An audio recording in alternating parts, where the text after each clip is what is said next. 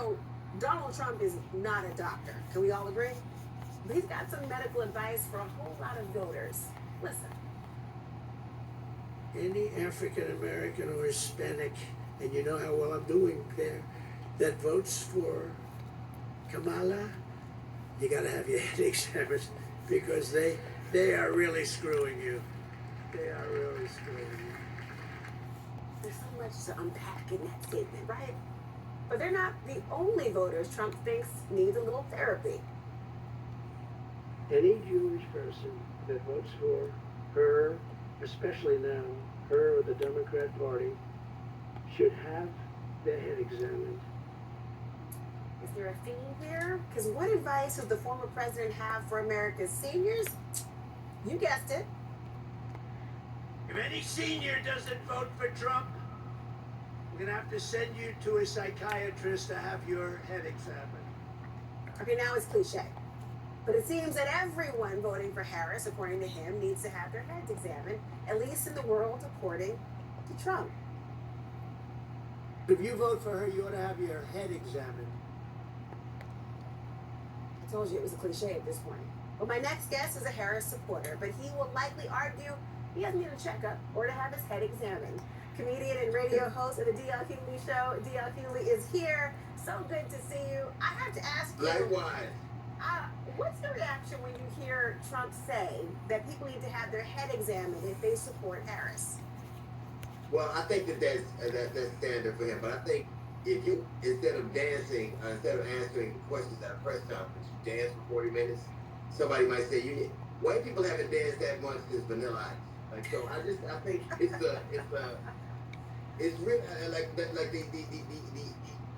standards by which they judge are a little off to me. But I think if Kamala laughs during a press conference, there's something wrong with her mentally. But if he dances for 40 minutes, then there's nothing wrong. So I think that they are clearly judged by two different standards. And any man who has been having the mental decline he has really is in no position to judge somebody else's level of cue. Well, I thought it was very odd for a number of reasons. One being, if I've got 21 days until the election, and I've got a captive audience and a camera on me, I'm probably not going to spend it dancing. I'm going to talk about my opponent. I'm talking about what I'm actually going to do. I'm going to try to persuade the persuadable voters. And then there's a moment when sometimes you do have a camera in front of you, and some think you say the wrong thing. And I'm pointing to the former president, Barack Obama, who faced some pushback because some believed that he was finger wagging, that he was scolding black men who don't support Harris, and that he should not have done so in the way that he did. Do you have any thoughts about how the campaign is dealing with and addressing black male voters in particular? Well, I don't know that he is. I think he's a surrogate in the way that he's campaigning for, but I don't know that he represents the campaign. I think that Kamala Harris has gone to Univision. I think she's gone to Wisconsin, where the Republican Party was founded. I think she's gone to Fox News. I think she's addressed young black men. I think she clearly is showing that she's going to go anywhere and talk to anybody. So I think where her and Brock probably diverge is her opinion of that. I think it's ridiculous to believe that anybody or any one group should be supportive of anybody. I think that we're not, like people say all the time, we're not a monolith. I think that he's going to do as well as Republicans do. I don't think that he has the numbers that he believes he does. But people have the right to vote for whoever they want to. And Barack Obama politically has enough political capital to say what he says. I wasn't offended by it. I just think that it's a difference of opinion. Do you think that, given that political capital he has, that he should continue to speak directly to the demographic that people believe Democrats are fearful they might lose to Trump, particularly black men?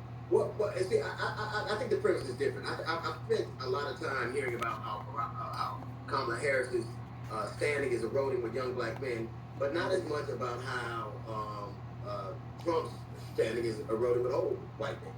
Like Dick Cheney, Geraldo Rivera, Jeff Flake, the New York Times CNN poll had them from 5 to 9% of Republicans said that. So if we're going to have an honest argument, they both have seen erosion in people that have been supportive of them. Why is the story about what her erosion looked like in the 90s? Why are we more concerned about what a young black kid says at a barber shop in Detroit but not when a vice president or the president of the Republicans of Texas or Pennsylvania. Why is we're not having a legitimate conversation about their role in him? Why is nobody in intelligence doesn't want to vote for him? Why does nobody from the military want to vote for him? So we can have a conversation about her erosion with black men. It's a legitimate conversation. Equally, why aren't we talking about what he's lost and people who want to support him, they don't? The truth is, you make a fine point, and the idea is you began this whole conversation about the double standards that are at play and why there is a different focus in so many ways, and you make a good point as to why there is that balancing of how the electorate might be drawing or looking at or examining these false equivalencies of aspects of it. But then I do wonder, you mentioned Fox News. You obviously watched it tonight when she went to Fox News, spoke to Bret Baier. I did. What was your opinion, A, of her going to Fox? It was the first time she'd ever been there, I understand. But also the fact that she has gone there, she has been interviewing and being interviewed by many people over the past several weeks at the very least. What did you make of her conversation with Bret Baier? I think that it is somebody who is desirous to appeal to as many people as she can who are willing to hear her. But I think, like, even if we're talking about, she went to the Lions Den and tamed the lion. So anybody who says she didn't do well is being disingenuous. I think that another example of she's been the Democratic front runner for 90 days, and she was asked to come up with, for instance, a plan for black men. Donald Trump has been the Republican nominee for president for 10 straight years, and no one's asked him his position on it. After 10 straight years, he's been running for president since 2012, he's been the Republican standard bearer since 2015, and has concepts of a plan. So I can understand why there is the gap is so close, because America's never even had a female president of any type. There's no disputing the fact that one of the things I think is going on, the one unassailable advantage that Kamala Harris has enjoyed is enthusiasm. And I think there's a deliberate attempt to tear down enthusiasm. The polls have been virtually, it's ironic, when Trump was 2 points ahead in the battleground and 2 points ahead in the national poll, it was so bad that Democrats got rid of their standard bearer. But now it's not that.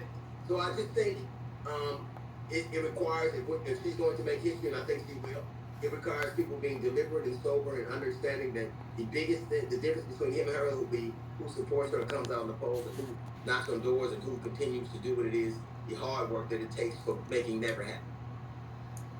I gotta tell you, I think you made the case for seeing the forest through the trees. We'll see what happens next in the next, 20 or so days. D L Hughley, always so good to talk to you. Thank you. Always. Looking good at pink, looking like Pepto-Bismol. Look at you, baby. I have been known to give people indigestion. That's true.